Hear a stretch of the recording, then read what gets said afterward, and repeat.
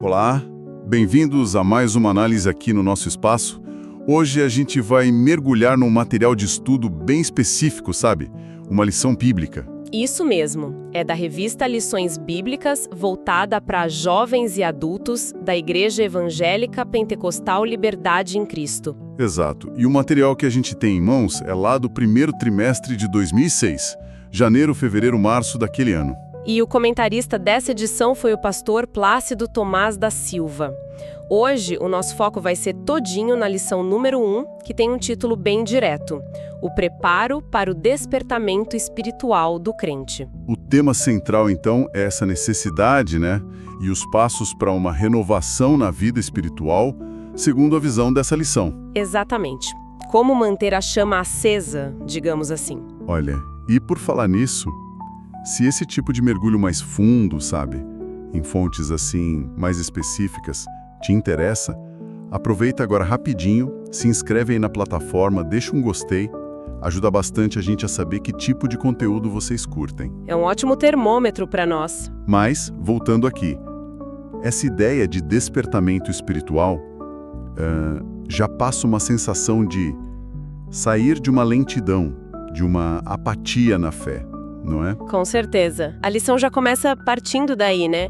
Que mesmo quem já tem uma fé, assim, estabelecida, pode sim passar por fases de esfriamento, de sentir uma certa distância. É algo comum na jornada da fé, né? Manter essa vitalidade sempre. Pois é. Como não deixar a rotina apagar esse fervor inicial? É um desafio. Ok, então vamos desmembrar isso aqui. Como é que o pastor Plácido tratou essa questão lá em 2006? A lição começa falando justamente dessa sensação de distância, né? Sim, o primeiro comentário da lição, o comentário 1, ele traz um paradoxo interessante. Mesmo depois da pessoa ter se aproximado de Deus, algo que o Novo Testamento fala muito, né? A lição até cita Efésios 2:13. Aham. Ainda assim, pode pintar um sentimento de estar longe, sabe? Uma desconexão no dia a dia. E a lição descreve isso com uns sinais bem práticos, né? Coisas como falta de vontade de ler a Bíblia. É isso. A oração fica mais rara, meio mecânica. Usa até uma expressão forte, falta de argumentos para falar com Deus. Exato. E fala também de uma vida espiritual que vai perdendo gás, fica anêmica, como diz o texto. Até o prazer nas coisas que antes davam alegria, tipo ir ao culto, meditar na palavra, isso vai diminuindo. A palavra que é o alimento, né? Tipo, perder o apetite espiritual mesmo. E qual seria a consequência disso, segundo a lição? Olha, a consequência direta que eles apontam é a estagnação. A pessoa para de crescer espiritualmente. A lição até busca apoio em textos como Hebreus 5 e 1 Coríntios 3. São passagens onde os autores, assim, dão uma puxada de orelha nos leitores, né? Dizendo que eles ainda precisavam do básico, do leite, em vez de estarem prontos para o alimento sólido, que seria um entendimento mais maduro. Entendi. Então, esse distanciamento não é, não necessariamente uma crise declarada de não acredito mais, mas é mais um estado de mornidão que impede a pessoa de avançar. É bem por aí. O foco do comentarista aqui não parece ser questionar a salvação, sabe? Mas descrever uma condição sentida, uma perda de intimidade, de vitalidade na relação com Deus, um esfriamento que pode acontecer. Faz sentido. Mas olha que interessante, o texto já dá uma luz no fim do túnel. Diz que temos solução espiritual para o problema. Isso já cria uma expectativa para o que vem depois, né? Com certeza. Bom, se tem o diagnóstico, o próximo passo é entender as causas, né? O comentário 2 entra nisso, né? O que pode apagar o brilho espiritual. Pois é, e aqui a análise fica bem interessante porque as causas que ali são listas são, muitas vezes, coisas sutis do dia a dia. Ah, é? Tipo o quê? O primeiro grande vilão apontado é a muita ocupação. Eles usam a parábola do semeador para ilustrar isso, sabe? Aquela parte de Marcos 4,19, da semente que caiu entre os espinhos. Ah, lembro. A semente até brota, mas aí vem os cuidados do mundo, os enganos das riquezas e as ambições por outras coisas. Exatamente, e esses espinhos acabam sufocando a planta e ela não dá fruto. A lição aplica isso direto na nossa vida. Como assim? As muitas tarefas, sabe, as preocupações normais da vida, trabalho, família, dinheiro e até a busca por melhorar de vida, por ter mais coisas, nada disso é pecado em si, claro. Certo. Mas podem ocupar tanto espaço na nossa cabeça, no nosso tempo, que acabam, sufocando a atenção que a gente deveria dar para a vida espiritual. É o volume, a intensidade que se torna um problema. Entendi. E essa falta de atenção, essa negligência, é vista como algo sério? Sim, a lição chama isso de pecado de omissão. Ou seja, não é só fazer algo que não devia, mas é deixar de fazer aquilo que seria importante, necessário para a saúde espiritual. É a falta da ação, né? Entendi. Não é o trabalho que é ruim, mas deixar que ele tome conta de tudo a ponto de não sobrar a energia ou tempo para Deus. É isso. Perfeito. O pastor Placídio até compartilha uma experiência pessoal sobre isso. Ele conta que lá no comecinho da fé dele, ele era super dedicado, ia em tudo, participava na escola dominical. Que é aquele estudo bíblico semanal, né? Isso. Mas aí, quando ele comprou o primeiro carro, ficou tão empolgado com a novidade, com o carro, que num domingo acabou faltando a escola dominical por causa disso. Olha só. Um exemplo simples, mas que mostra bem como algo bom, algo legítimo, pode virar uma distração, né? Pode desviar do que é mais importante, mesmo que só por um momento. E essa é a sutileza que eles querem pegar. Eles conectam isso também com Eclesiastes 5:10, que fala que quem ama o dinheiro nunca se satisfaz. A questão não são só as tentações óbvias, mas o acúmulo dessas pequenas distrações, das prioridades que vão se desalinhando, a busca constante por coisas que, aos pouquinhos, vão minando a força da fé. Às vezes o barulho do dia a dia é mais perigoso que um grande problema, entende? Faz todo sentido.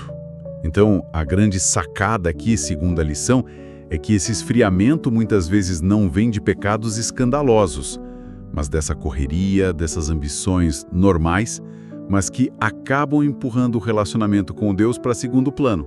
Parece ser essa a tese principal do comentário 2, sim.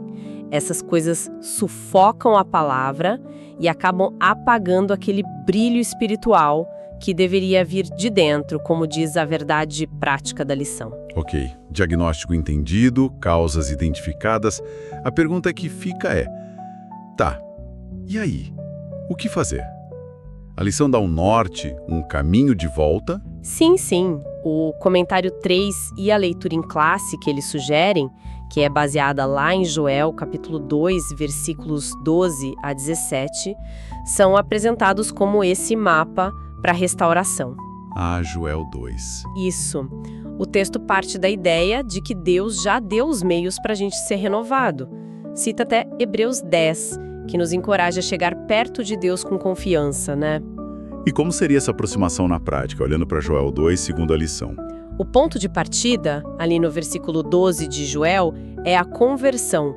Mas veja bem, não no sentido de quem está começando a crer agora, mas no sentido de um redirecionamento, voltar para Deus de todo o coração. Mudar a rota, né? Exato. E a lição bate muito na tecla da sinceridade. Isso tem que ser profundo de verdade, acompanhado de ações concretas. Jejum, choro, pranto. Tem aquela frase impactante em Joel: rasgai o vosso coração e não as vossas vestidos. Como a lição interpreta isso? A ênfase total é na autenticidade. A mudança tem que ser por dentro, genuína. Não só uma fachada religiosa para inglês ver. As lágrimas que Joel menciona são vistas como sinal de arrependimento sincero, de reconhecer a própria situação e querer mudar de verdade. Entendi. E essa busca é só individual, cada um no seu canto? Não, não. A lição destaca muito a dimensão coletiva também. Joel 2,15 fala: tocai a buzina em Sião, santificai um jejum, apregoai um dia de ajuntamento solene. Tocar a buzina. Isso é interpretado como um chamado para que o despertamento que começa no coração de cada um vire algo contagiante na comunidade toda. É um convite para chamar os outros para buscar junto. Ah, interessante. Começa no pessoal, mas tem que transbordar para a comunidade. E quem deveria ser chamado para esse ajuntamento? Olha, segundo Joel 2, versículos 16 e 17, a convocação é geral. A ordem é juntar todo mundo. Os anciões, que são os mais experientes, as crianças, e a lição interpreta os que mamam como os novos na fé, os recém-convertidos. Os noivos, os casais jovens, e os sacerdotes, que seriam os ministros, os líderes espirituais. Puxa, todo mundo mesmo. A ideia é um clamor unificado, todo mundo junto pedindo a misericórdia de Deus. Poupa a teu povo, ó Senhor. É uma imagem muito forte, A comunidade inteira de todas as idades buscando restauração junta. Nossa, muito forte. E eles são até usam uma analogia para falar do esforço necessário nisso, Algo sobre fogo? Sim, a analogia das mulheres que antigamente precisavam ficar assoprando as brasas do fogão a lenha para fazer o fogo pegar de novo. Lembro disso, de ouvir histórias. Exigia esforço, Tinha que insistir e às vezes a fumaça fazia até chorar. A lição aplica isso dizendo que para ver o fogo de Deus na vida, tem que buscar essa renovação assim, com lágrimas, com esforço intencional. Não é algo passivo. Essa combinação de esforço pessoal, busca em comunidade e, imagino, a confiança de que Deus vai responder, parece ser o centro da proposta de restauração. Exatamente. E a base dessa confiança toda está lá em Joel 2,13, que descreve Deus como misericordioso e compassivo, e tardio em irar-se e grande em beneficência. Ou seja, o esforço não é para fazer por merecer o favor de Deus, entende? Entendo. É mais uma resposta ao convite de um Deus que, por natureza, já quer perdoar e restaurar quem busca Ele de verdade. Muito claro. Então temos o diagnóstico, as causas, a direção geral para a renovação, mas como isso vira a prática no dia a dia? O comentário IV parece que detalha mais isso, Isso, o comentário IV é tipo um guia prático mesmo. Ele foca em duas disciplinas espirituais bem conhecidas, a oração individual e o jejum. E dá orientações bem específicas de como praticar isso nesse contexto de buscar o despertamento. Vamos ver a oração primeiro. O que a lição sugere para a oração individual? Tem alguma dica? Tem sim. Começa pelo lugar. Um lugar a sós, tipo quarto, para evitar distrações. Recomenda até uma preparação, ler um versículo antes, de preferência sobre santificação. Essa ideia de se separar para Deus, de buscar pureza. E a postura? Fala algo sobre isso? Fala. Indica joelhos dobrados como um sinal de humildade e de reverência. Certo. E o conteúdo da oração? Parece que tem uma estrutura, um passo a passo. Tem uma sequência sugerida assim. Começar com adoração, exaltando quem Deus é, seus atributos. O texto até dá uma lista para inspirar, olha só. Maravilhoso, poderoso, santo, glorioso, bendito, justo, misericordioso, compassivo. Nossa, uma lista e tanto. Longânimo, que é paciente, Piedoso, onisciente, onipotente, onipresente, benigno, criador, sustentador. Enfim, a ideia é focar primeiro em quem Deus é. Ajuda a direcionar o louvor, E depois da adoração. Depois vem o agradecimento. Lembra daquele versículo de 1 Tessalonicenses? Em tudo dai graças. Em seguida, um momento de confissão, que a lição sugere fazer com sinceridade, com lágrimas em nome de Jesus, reconhecendo as falhas e pedindo para tirar o que impede a comunhão com Deus. Confissão sincera. E por último, a súplica, que é onde a gente apresenta as nossas necessidades, os nossos pedidos. São, por exemplo, a lição fala algo. Boa pergunta. Sobre o tempo, a lição é bem flexível. Diz assim: o tempo de oração a sós é o Espírito Santo e você quem determina. Ah, interessante. Isso sugere que a estrutura é mais um guia, sabe? Um modelo para garantir que a gente passe por aspectos importantes da oração, mas não é para ser uma camisa de força com cronômetro. O relacionamento, a sensibilidade ao Espírito Santo parecem ter a palavra final sobre o tempo. Entendi. Um equilíbrio entre ter uma forma e ter liberdade. Faz sentido. E sobre o jejum, como ele é apresentado? O jejum é definido de forma simples: abster-se de alimentos por um tempo com um propósito espiritual claro. A preparação sugerida é, na noite anterior, ler a Bíblia e orar, dizendo para Deus qual o objetivo daquele jejum específico. E no dia do jejum, como seria? Pela manhã, orar de novo. A lição menciona até lavar o rosto, fazendo referência ao que Jesus ensinou, para não ficar mostrando para todo mundo que está jejuando, né? Ah, sim. A prática em si é não comer e, se a pessoa aguentar fisicamente, também não beber líquidos pelo tempo que se determinou. Pode ser só amanhã, até meio-dia, até a tarde ou o dia todo. Mas o ponto-chave que a lição reforça é que esse tempo sem comer seja usado para buscar comunhão com Cristo, para orar, para meditar. O foco é espiritual, não só ficar sem comer. Exatamente. E a frequência? Tem que jejuar todo dia, toda semana? O que a lição diz? A lição diferencia da oração, que eles incentivam a ser diária. O jejum não. Diz que não precisa ser todo dia. Para quem está começando, sugere começar devagar. Talvez uma vez por semana, ou a cada 15 dias, ou uma vez por mês. E aí, ir aumentando conforme a pessoa se sente mais à vontade e guiada para isso. Mas reforça que é importante praticar, é importante jejuar. É fundamental a gente perceber o propósito por trás disso tudo, né? Do jeito que a lição apresenta essa oração mais estruturada e o jejum não são tipo rituais para ganhar pontos com Deus ou para barganhar alguma coisa. Certo. São apresentados mais como ferramentas, sabe?